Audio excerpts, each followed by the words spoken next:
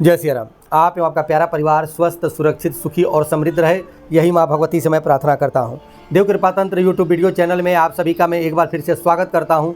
यकीन मानिए आज का वीडियो आप सभी लोगों के लिए बेहद खास होगा, खास करके उन लोगों के लिए जो अपने कुल देवी देवता को प्रसन्न करना चाहते हैं और बहुत लंबे समय से दुखी रहते हैं, और बहुत सारे लोग अपने कुल देवी देवता को नहीं जानते हैं।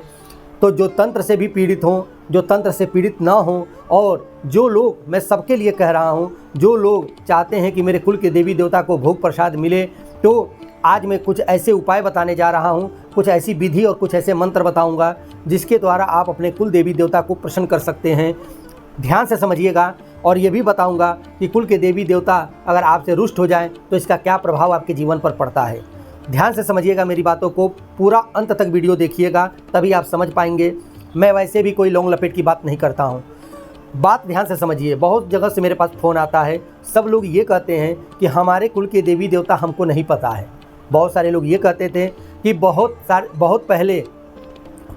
सारे लोग ये कहते हैं कि बहुत पहले मेरे पूर्वज पूजते थे, हम तो घर छोड़ करके शहर में आके बस गए, अब हमें नहीं पता हमारी कुल के देवी देवता कौन है, कैसे उनको प्रसन्न करें।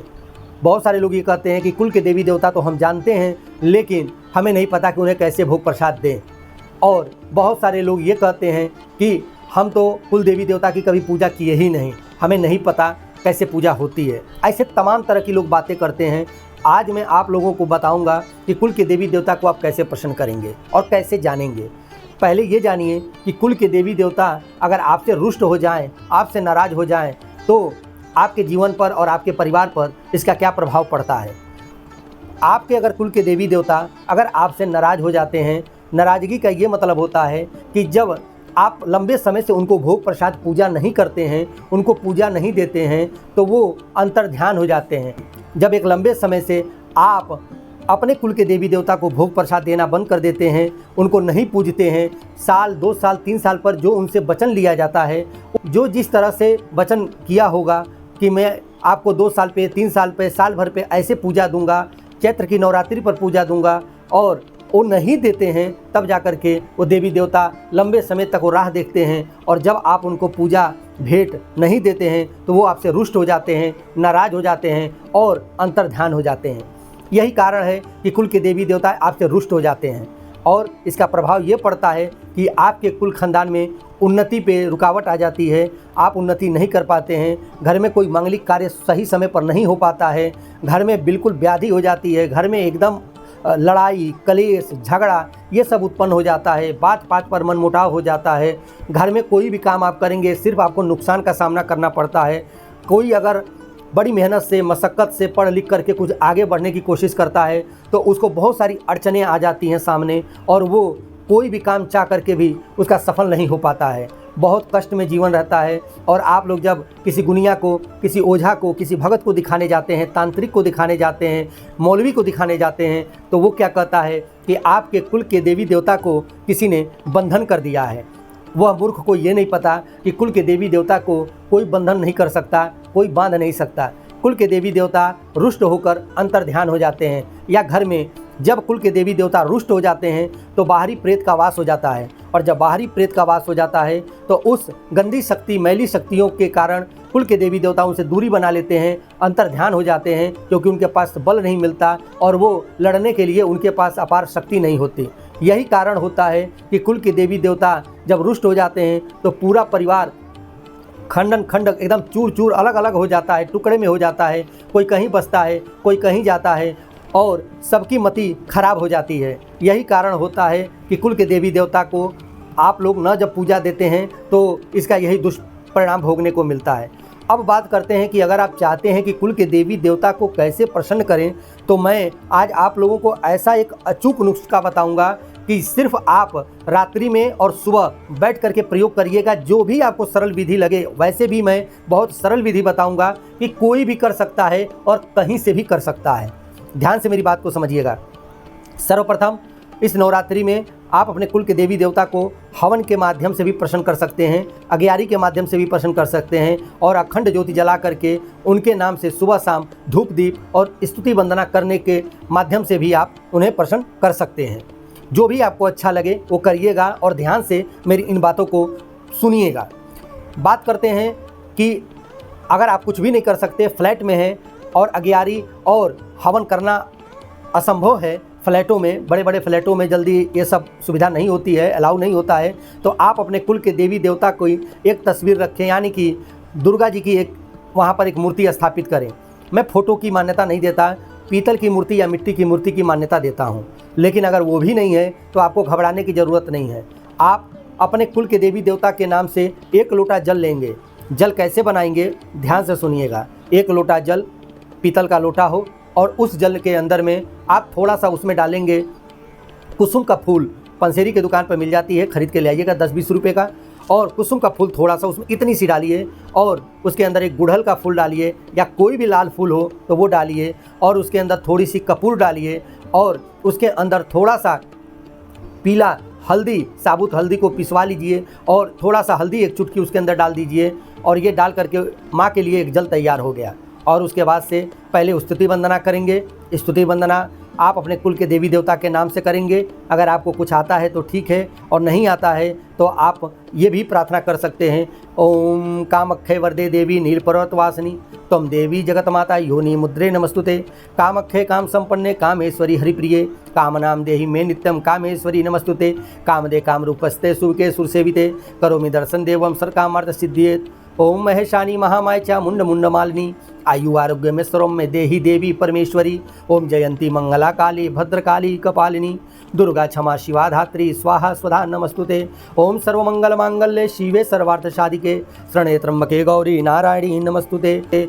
ओम दुर्गतनाशिनी दुर्गा जय जय, काल विनाशिनी काली जय जय, उमा रमा ब्रह्माणी जय जय, सीता राधा रुक्मणी जय जय, महालक्ष्मी नमस्तुभ्यम सुरेश्वरी हरिप्रिये नमस्तुभ्यम दयानिधे। काली काली महाकाली काली के पापनाशनी खड़गहस्ते मुंडहस्ते काली काली नमस्तुते। काली काली महाकाली काली के परमेश्वरी सर्वानंद कली देवी नारायणी नमस्तुते। ओम ह्रीं दुम दुर्गाय नमः, ओम क्रीं कालिकै नमो नमः। माँ भगवती जगदम्बा को आप ऐसे ही कुल देवी को प्रणाम करेंगे और 5 अगरबत्ती जलाइए अपने कुल देवी देवता के नाम से, या धूप जलाते हैं तो धूप जलाइए। बहुत सारे लोग कहते हैं कि शास्त्र में अगरबत्ती नहीं जलानी चाहिए, ऐसा मैं ये सब मानता नहीं हूँ। अगरबत्ती से कोई देवी देवता प्रसन्न नहीं होते हैं, एक वातावरण को सुगंधित किया जाता है। आप अपने धूप का भी प्रयोग कर सकते हैं। आप एक धूप ले लीजिए और धूप को सुगंधित धूप हो और धूप जलाइए और धूप जला करके माँ को अर्पित करिए कि कपूर लगा करके थोड़ा सा उनकी आरती करेंगे और उसके बाद से आरती करने के बाद से वहाँ रख करके आप बतासे पर कपूर रख करके एक लौंग रख करके अपने कुल देवी के नाम से ओम मम कुल देव्याय नमः ऐसा बोल करके वो जला देंगे और एक कपूर फिर वहाँ रखेंगे, एक बतासे के ऊपर एक कपूर एक लौंग रख करके वो ओम मम कुल देवता भ्यो नमः ऐसे बोल करके ओम कुल देवताय नमः ऐसे बोल करके उनको जला देंगे। और जो जल आपने तैयार किया हुआ था उस जल को उस कपूर के आगे थोड़ा सा हट के ज़मीन पे थोड़ा सा धार दे देंगे। हमारे देहाती भाषा में उसे धार देना बोलते हैं, जल का धार। तो थोड़ा सा धार दे देंगे, 2 जगह थोड़ा गिरा देंगे और अलग से एक पानी रखिएगा। उस पानी को हाथ में लेकर के ऐसे गोल गोल 5 बार आचमन कर देंगे और उसके बाद से हाथ जोड़ लेंगे। जो भी स्तुति वंदना आता है ठीक है, अन्यथा आप अपने कुल देवी देवता को प्रसन्न करने के लिए 1 माला से 3 माला या 5 माला 7 माला 11 माला, नियम एक ही रहे। अगर 1 माला जपते हैं तो 1 माला, 3 माला जपते हैं तो 3 माला और 5 माला जपते हैं तो 5 माला आप जाप करेंगे कुल देवी को प्रसन्न करने के लिए और मंत्र जपेंगे ओम मम कुल देव्याय नमः। इसी मंत्र के द्वारा आपकी कुल की देवी आपसे प्रसन्न होंगी। और जो लोटे का जल है, अगर आपके दरवाजे के पास अगल बगल में नीम का पेड़ हो तो नीम के पेड़ पर वो जल जा करके ऐसे दे दीजिए, चढ़ा दीजिए। बाकी जो बचा हुआ लोटे का जल है वो देवी को चढ़ा दीजिए। अगर नहीं है तो किसी गमले में अपने कुल देवी के नाम से पूरा जल छत पर जाके बाहर जा करके वो पूरा का पूरा जल गिरा दीजिए। समझ में ना आए तो मुझे फ़ोन अवश्य करके पूछ लीजिए। और दूसरी विधि है कि अगर आप चाहते हैं कि अगर आपके पास जगह है तो गाय का कंडा उपला लेकर के आइए बाज़ार से और उसको एक जगह रख करके किसी मिट्टी के बर्तन में बाहर जला लीजिए। और जब उसका धुआं उड़ जाए तो पूजा के स्थान पर एक मिट्टी की कढ़ाई में उसे रख दीजिए और रख करके उसके बाद से आप थोड़ा सा हवन सामग्री बना लीजिए अगियारी देने के लिए, जिसके अंदर थोड़ा सा काला तिल, थोड़ा सा जौ, थोड़ा सा चावल, छार छबीरा और लौंग, सफ़ेद चंदन, लाल चंदन, कमलगट्टा, जटामासी गूगल, इत्र उसके अंदर, और सुगंध बाला और सुगंध कोकिला, गूगल, गौरोचन, ये सारी चीज़ों को ले लेंगे और ले करके सबको मसल लेंगे। एक डब्बे में बना के रख लीजिए। थोड़ा सा इतना सा लेना है, मात्र इतना सा, सिर्फ 5 आहुति देना है। ओम मम कुलदेव्याय नमः, और आग नहीं जलानी है उसमें, और ये आहुति हाथ में लेंगे और ओम मम कुलदेव्याय नमः उसी कंडे पर आप छोड़ देंगे 5 बार, और जल लेकर के 5 बार उनको ऐसे आचमन कर देंगे। आपके कुल के देवी देवता बहुत प्रसन्न होंगे, चाहे वो ग्रामीण के हों, चाहे लोग बाहर रह रहे हों। ये कुल देवी देवता को प्रसन्न करने के लिए देहात के लोग जो पहले से वर्षों से हमारे पुरनिया इसको आजमाते हैं, और हम भी इसी नियम का पालन करते हैं। यकीन मानिए आपके कुल की देवी देवता तो प्रसन्न होंगे ही, लेकिन आपके ऊपर इस 9 दिन में आपके शरीर के अंदर एक अलग ऊर्जा का संचार होगा, और कुल के देवी देवता आप पर बहुत प्रसन्न भी होंगे। क्योंकि पहले के ज़माने में भी इतना हवन नहीं होता था, इतना अगियारी का भी इतना सामान नहीं होता था। सिर्फ गुड़, इसमें गुड़ भी मिला लीजिएगा, थोड़ा सा घी रख लीजिएगा। पहले गुड़ और घी से ही प्रसन्न कर देते थे। इसी गाय के कंडे पर जब जल जाता था तो वहाँ रख करके देवी के स्थान पर 5 चम्मच घी कुल देवी के नाम से और गुड़ और ये सारी सामान मसल करके 5 आहुति दे देते थे, और कुल के देवी देवता बहुत प्रसन्न होते थे। भाव से देवी देवता प्रसन्न होते हैं, बहुत सारे ताम झाम से प्रसन्न नहीं होते हैं। कुछ लोग ये कहेंगे कि हम तो चाहते हैं हवन करना, तो मैं आप लोगों को बता दिया हूँ कि जैसे मैंने बताया विधि यही रहेगी। इसमें आप हवन करेंगे, जो लोग बैठ करके माला जाप कर रहे थे वही मंत्र से आप हवन करेंगे। उसके अंदर हवन सामग्री में आप घर से बनाएंगे, बाजार का कोई भी हवन सामग्री नहीं लेकर आएंगे। जैसे कि 1 किलो काला तिल लेकर आएंगे तो उसका आधा चावल ले लेंगे, और चावल का आधा जौ ले लेंगे, और जौ के बाद उसके अंदर थोड़ा सा पंचमेवा मिला लेंगे, थोड़ा सा उसमें चुहाड़े, गड़ी का गोला काट करके छोटा छोटा कर लीजिए टुकड़ा, गुड़ उसमें मिला लीजिए, थोड़ा सा शहद मिला लीजिए, और उसके अंदर उसमें थोड़ा सा कमलगट्टा, छार छबीला, सफ़ेद चंदन, लाल चंदन पाउडर, जटामासी, गोलोचन, ये सारी चीज़ें, सुगंध कोकिला, सुगंध बाला, और उसमें सेंट माला एक आता है, सीसी होती है, सेंट माला, ये उसके अंदर डाल दीजिए। और डालने के बाद सबको मिला करके मिश्रित करके डब्बे में रख लीजिए, और रोज़ कम से कम 108 आहुति देने के लिए आप अग्नि प्रज्वलित करिए। और अग्नि प्रज्वलित करने के बाद सर्वप्रथम आप एक दीपक भी जलाएंगे, और दीपक आप जला करके कहाँ रखेंगे ध्यान से समझिएगा। जो पूर्व और दक्षिण का कोना होता है, यानी अग्नि कोण के साइड में आप जहाँ बैठेंगे देख लीजिएगा, वहाँ थोड़ा चावल रख करके दीपक जला के वहाँ प्रज्वलित कर लीजिए।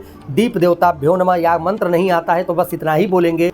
और सबसे पहले जब हवन करते हैं तो सिर्फ गाय के कंडे पर कपूर रख करके, और सबसे पहले आप उसको जलाइए, फिर आप लकड़ी रखिए। जब जल जाएगा तो सबसे पहली आहुति आप गणेश भगवान को देंगे। ओम गंगणपतये नमः स्वाहा, ओम उमा महेश्वराभ्याम नमः स्वाहा, ओम बाणीः गर्भेभ्यो नमः स्वाहा, ओम मम सर्वेभ्यो कुलदेव्येभ्यो नमः स्वाहा, मम सर्वेभ्यो कुलदेवताभ्यो नमः स्वाहा, ओम मम इष्ट देवताभ्यो नमः स्वाहा, ओम ग्राम देवताभ्यो नमः स्वाहा, ओम क्षेत्रपाल देवताभ्यो नमः स्वाहा, ओम भैरवाय नमः स्वाहा, ओम क्रीम कालिके नमः स्वाहा, ओम हनुमन्ते स्वाहा। ठीक है, और ओम वास्तु देवताभ्यो नमः स्वाहा, ओम चतुष्टयोगिनी देव्येभ्यो नमः स्वाहा, ओम षोडश मातृका देव्येभ्यो नमः स्वाहा, ओम सप्तघृत मातृका देव्येभ्यो नमः स्वाहा। ऐसे देने के बाद से ओम सर्वेभ्यो देवेभ्यो नमः स्वाहा, ओम नवग्रह देवताभ्यो नमः स्वाहा। जब ये दे देंगे उसके बाद से आप जो हवन होगा आपके पास वो सिर्फ एक देवी देवता के नाम से पूरी आहुति करेंगे, और ये होगा आपके कुल देवी देवता। तो कुल देवी देवता के नाम से ओम मम सर्वेभ्यो कुलदेव्येभ्यो नमः स्वाहा, ओम मम सर्वेभ्यो कुलदेव्येभ्यो नमः स्वाहा। यही देना है आपको, और आपको कुछ नहीं देना है लास्ट तक। और 108 आहुति जब हो जाएगी बस, और आपको कुछ नहीं करना है। आरती घुमाइए, और उसके बाद से फिर आप जो है आरती करके धूप दीप करके उसके बाद से प्रणाम कर लीजिए, क्षमा याचना मांग लीजिए, और आप उठ जाइए। हवन आप रात्रि के समय कर सकते हैं, 7 बजे, 8 बजे, 9 बजे, 10 बजे, जब भी आपकी इच्छा हो, क्योंकि नवरात्रि का मतलब होता है रात्रि की पूजा। तो आप अपनी रात्रि के अनुसार, समय के अनुसार आप अपना पूजा कर सकते हैं। हवन करने के लिए अगर आपके पास उचित पर्याप्त स्थान हो, जगह हो और सुविधा हो तो आप ज़रूर करें, और अगर ना हो तो इससे पहले जो विधि बताया वो करें। यकीन मानिए जो साधक इस तंत्र मंत्र के क्षेत्र में भी आना चाहते हैं तो सबसे पहले आप अपनी कुल देवी देवता का आशीर्वाद लेके ही आएँ, तभी आपको सफलता मिलेगी, अन्यथा नहीं मिलेगी। अन्यथा बहुत लंबे समय तक मेरे जैसा आप भी भटकते रहेंगे। तो जो बात मैं कहता हूँ पूरा अनुभव के आधार पर कहता हूँ। अगर आपको ना समझ में आए तो आप मुझसे सिर्फ 2 मिनट के लिए फ़ोन करके आप हमसे पूछ सकते हैं, मैं ऐसे आपको निःशुल्क बता दूंगा। इसके लिए कोई चार्ज वार्ज नहीं है, ये मत सोचिएगा। और कागज़ कलम रख करके ही हमको फ़ोन करिए, क्योंकि मैं इतना ज़्यादा समय नहीं दे पाऊँगा, ठीक है। मैं लेकिन बताऊँगा सबको, अगर फ़ोन ना उठा पाता हूँ तो मैं रिप्लाई करता हूँ कुछ समय के बाद, ठीक है। यकीन मानिए जो विधि मैंने बताया वो करके देखिए। आपके कुल के देवी देवता अगर पता होंगे तो, और नहीं पता होंगे तो इसी मंत्र के द्वारा ही वो भोग लेंगे, और आपके कुल के देवी देवता स्वप्न के माध्यम से आपको आभास करा देंगे। आपके शरीर में एक ऊर्जा आएगी, आपके चेहरे पर एक चमक होगी। यकीन मानिए जो बात मैं बोल रहा हूँ वो बिल्कुल अनुभव के आधार पर बोल रहा हूँ। कोई मैं किताब से पढ़ी हुई बातें नहीं बता रहा, ना मैं कहीं से सुनी हुई बातें बता रहा हूँ।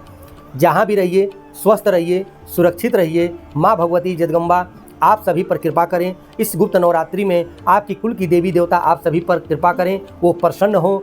तब तक के लिए मुझे आज्ञा दीजिए। जय श्री राम।